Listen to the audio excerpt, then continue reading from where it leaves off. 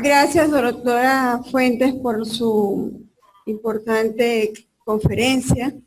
En aras del tiempo vamos a hacer solamente dos preguntas, las cuales ya tengo aquí en mis manos. Una es dirigida a la doctora Fuentes. La pregunta es si los pacientes con estos cuadros de artritis crónica posterior a chikungunya recibieron esteroides de inicio o de inicio solamente recibieron metotrexate sin esteroides. Sí, bueno, bien interesante esa pregunta porque muchos pacientes que llegaron a manos de nosotros, los que participamos en este trabajo, ya habían recibido esteroides previamente. Muchos de ellos esteroides de depósito, eso está recogido en nuestra base de datos. Sin embargo, por razones de tiempo, pues yo no incluí toda la data que se recogió porque iba a ser muchísimo tiempo, pero seguramente en oportunidades posteriores hagamos esta difusión.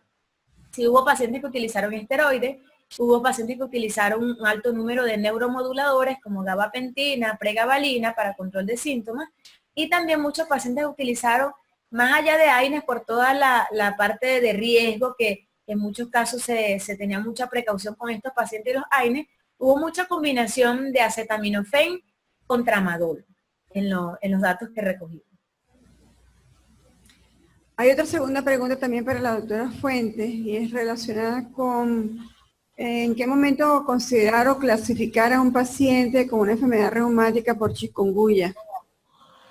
Sí, bueno, como dijimos, el criterio de inclusión para clasificarlo como una enfermedad, primero existen dos cosas. Hay que saber bien, cuando hablamos de reumatismo inflamatorio crónico por chikungunya, nos estamos refiriendo a las manifestaciones musculoesqueléticas que tuvo el paciente y que persistieron más allá de los 3 meses después de la infección inicial, que pudo haber sido en el contexto de que tuviera la triada característica, en donde no era necesario tener la serología positiva, porque la OMS dice que con una triada característica en un momento de epidemia es totalmente factible hacer el diagnóstico, o también que tuviera esas manifestaciones musculoesqueléticas y que tuvieran la serología positiva en presencia o no de la triada característica. Sin embargo, hay muchos de esos pacientes que cumplían con ese criterio de reumatismo inflamatorio crónico por chikungunya, que es el término al que se acuña a esta chikungunya crónica en la literatura médica. Muchos de estos pacientes cumplieron con criterios de otras enfermedades reumáticas. Es decir, por ejemplo, podemos tener un paciente con poliartritis de pequeñas y grandes articulaciones que su puntaje, según los criterios del Colegio Americano de Reumatología, les daba para cumplir artritis reumatoide. Entonces, ese paciente no es que no tuviera reumatismo inflamatorio crónico, por chikungunya también lo tenía, porque lo reunía los criterios, tuvo la serología y tenía la clínica de manifestaciones musculoesqueléticas. Ahora habrá que ver, pasado esos 5 años, si ese paciente se comporta en forma menos agresiva, por ejemplo, que lo que se pudo haber comportado una vez que ya el virus de chikungunya deje su sistema pues de reservorio en el sistema fagocítico mononuclear. Bien, hay una pregunta final que va a hacer el doctor Arapé al doctor Félix Ayurili. Ah, no, es Ayurili. A la doctora Ayurili, sí. Te va a hacer la pregunta directamente al doctor Arapé. Excelente, Yurili. Yo te quería hacer dos preguntas. O sea, ¿cómo explicamos un paciente con una artritis viral que mantenga un DAS alto? Yo debería esperar aquí, por ejemplo, un DAS más bajo porque la velocidad aérea está más baja. La otra pregunta interesante es que la duración de la enfermedad de estos pacientes, 7 meses, 12 meses, y persiste la IgM alta. O sea, ¿cuál es la sensibilidad y especificidad del método? ¿O realmente la IgM está alta o es sensible y específico esta prueba?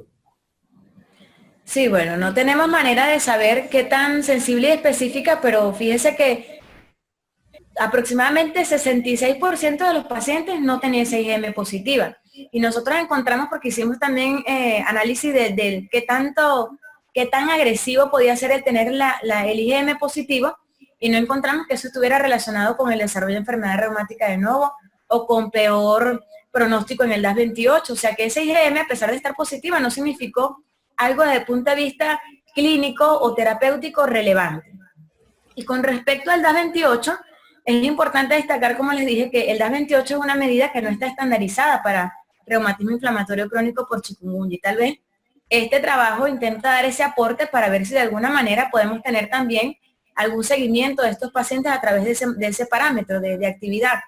Pero tenemos que tomar en cuenta que a veces el reumatismo inflamatorio crónico por chikungunya tiene mialgia, tiene tesitis, tiene raquialgia, y un componente de patrón intermitente en muchos casos que hace que el DAS28 no sea como muy útil, de manera que su utilidad pues está por discutir. Y nosotros no hemos encontrado estudios previos en donde se haya utilizado el DAS28 para monitorizar a los pacientes con chikungunya crónica. De modo que, bueno, el tiempo nos dirá y la evolución que hagamos de estos pacientes, que esperemos poder seguirlo más allá de 5 años y ver qué pasó con ellos para mostrar nuevamente la experiencia y no solamente aprender nosotros aquí de lo que debemos tener en el manejo de estos pacientes, sino también ayudar a otros países latinoamericanos, otros países del mundo, de que sufran o que pasen por esta epidemia, a estar preparados en este sentido. Bien. Muchas gracias a la doctora Yurili Fuentes, al doctor Félix Fernández por sus ilustrativas e importantes conferencias. Esperamos contar con ellos en el futuro para otras más.